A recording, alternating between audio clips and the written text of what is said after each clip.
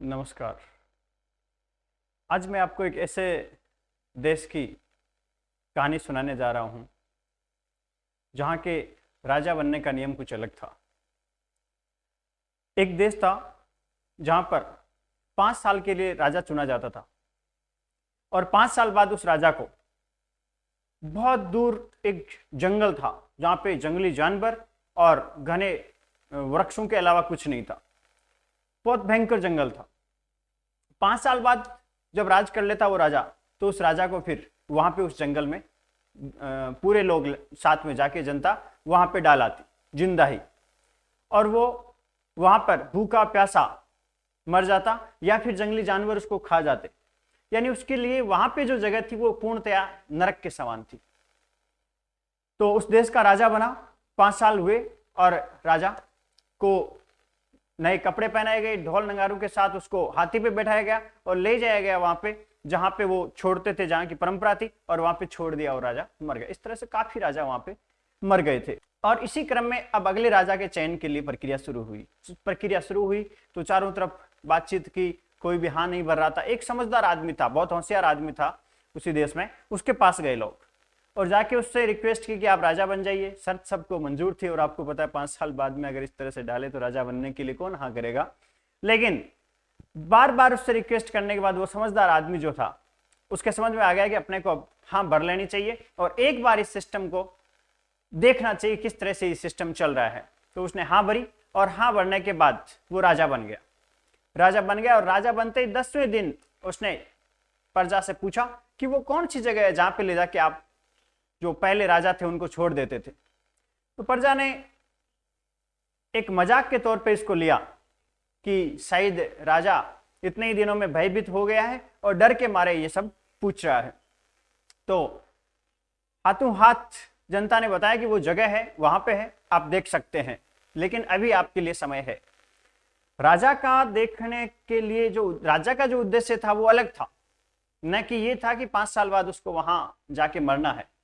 तो राजा ने जनता की जो बताए गए स्थान था उस पे गए और देखा तो वहां पे भयंकर जंगल था, भयंकर कंकाल पड़े थे। पहले जो राजा थे उनके कंकाल वहां पे पड़े थे। एक बार तो राजा भयभीत हुए, लेकिन बाद में उन्होंने सोचा कि इसका कोई ना कोई अपन निस्तारण जरूर करते हैं। तो राजा ने उसका निस्तारण सोचा और निस्तारण सोचते सोचते राजा ने वो जो वहां पे जंगली जानवर थे, सबसे पहले उन जंगली जानवरों को दूसरी जगह ट्रांसफर करवा दिया। और अगले ही साल राजा ने वो जो जंगल था उस जंगल में काफी साफ सफाई करवा के उसको एग्रीकल्चर के रूप में चयन कर दिया। काफी साफ सफाई करा दी जंगल की और थोड़े बहुत पौधे हटवा दिए और उसको जंगल के रूप में काम, जो जंगल था उसको एग्रीकल्चर के रूप में काम में लेने लगा। और उससे अगले साल होते होते वहां पर एग्रीकल्चर के लिए लोग आकर आवास अपना बनाने लगे, रहने लगे। उसके बाद धीरे धीरे उद्योग धंधे, फैक्ट्रियां वहां पे लग गई और बड़े बड़े कॉम्प्लेक्स वगैरह वहां पे बनने लगे। और उससे अगले साल राजा ने वहां पर अपना भवन बना लिया। राजा लगातार उस प्रजा को संभालते हुए ये कार्य भी साथ में कर रहा था। अब जैसे ही 5 साल होने वाले थे, 10 दिन कम थे, राजा ने जनता को कहा कि आप मुझे उस जगह अब छोड़ आइए।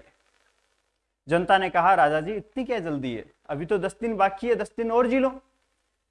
तो 10 दिन पूरा होने के बाद सेम वही प्रक्रिया शुरू हुई जो और राजाओं के साथ होती थी। हाथी बुलाया गया, नए कपड़े पहनाए गए, पूरी जनता पीछे थी और उत्साह के साथ ढोल नगारों के साथ उसको ले जाया जा रहा था। और ढोल नगारों के साथ उसको ले जाया गया वहां पे। और जैसे ही जनता वहां गई, जाते ही जनता अचंभित कि ये क्या हो गया, यहाँ पे घना जंगल था, यहाँ पे कंकाल पड़े थे, यहाँ पे जंगली जानवर थे, और ये पूरा परिवर्तन कैसे हुआ।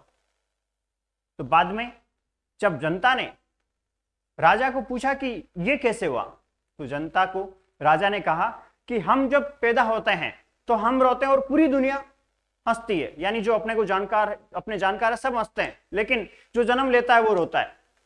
लेकिन इस जिंदगी में कुछ ऐसे अच्छे कर्म करो, इस धन का सदुपयोग करो, इस समय का सदुपयोग करो। जो पीछे राजा आते थे वो उस धन का संचय करते थे और अपने समय का दुरुपयोग करते थे, ऐसा आराम में अपनी जिंदगी जीते थे। लेकिन मैंने ऐसा नहीं किया, मैंने उस धन से इस जगह को डेवलप किया और ये जो नरक था उसको मैंने स्वर्ग बनाया, और आज ये स्वर्ग मेरे ही काम आएगा और मैं ही स्वर्ग में रहूंगा।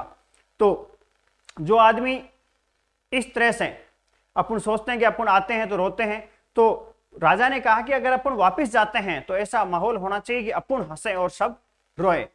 तो इससे हमें ये शिक्षा मिलती है कि ये जीवन बहुत कम समय के लिए अपने को मिलता है, इसको मानव हितार्थ में अपने को लगाना चाहिए, धन का और समय का अच्छा सदुपयोग करना चाहिए, और मानव हितार्थ करोगे तो स्वर्ग की प्राप्ति अवश्य होगी। तो आप तन मन धन से जैसे भी आपको समय मिले आप मानव की सेवा कीजिए, प्राणी की सेवा कीजिए, यही असली जो स्वर्ग प्राप्त करने का रास्ता है यही है। इसी के साथ आज की स्टोरी समाप्त। धन्यवाद। टीम मिशन मानवता की तरफ से आप सभी को धन्यवाद।